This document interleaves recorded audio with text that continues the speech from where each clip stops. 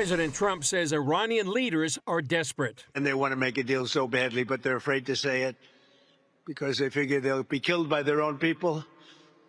They're also afraid they'll be killed by us. There's never been a head of a country that wanted that job less. The list of Iranian demands, according to the Wall Street Journal, include the immediate closure of all American bases in the Persian Gulf and the Arabian Peninsula, official and binding guarantees to avoid further attacks, and the end of Israeli attacks on Hezbollah in Lebanon. White House Press Secretary Caroline Leavitt says, despite Iranian TV reports that Iran's leaders are rejecting President Trump's plan, talks are ongoing and productive. But the president's preference is always peace. There does not need to be any more death and destruction.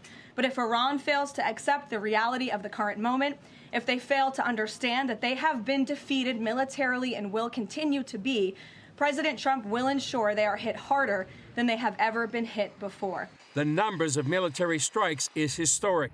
Head of CENTCOM, Admiral Brad Cooper, says the U.S. has struck more than 8,000 targets, including 130 Iranian vessels, the largest elimination of a navy over a 3-week period since World War II.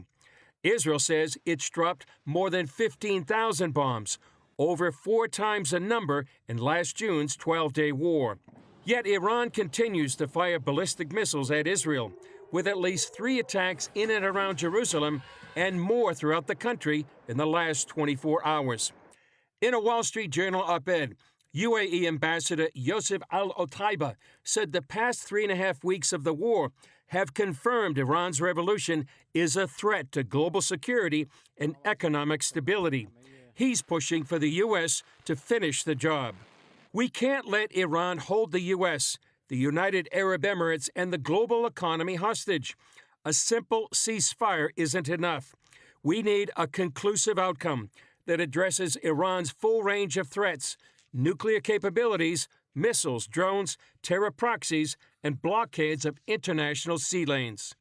On the other major Middle East front, Israeli Prime Minister Netanyahu announced Israel is expanding the security zone in southern Lebanon. To remove the threat of anti-tank missiles from our communities and our territory, we're simply creating a larger buffer zone. We're determined to do everything to fundamentally change the situation in Lebanon.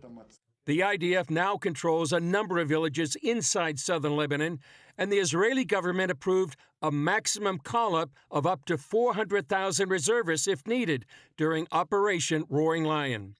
Alex Trayman of jsnews.org tells CBN News Israel and the U.S. have complementary goals. So Israel really, I would say, laying the groundwork for a regime change inside Iran, while the United States targeting most of the nuclear facilities, both air forces targeting the ballistic missile infrastructures that have been pummeling Israel as well as other nations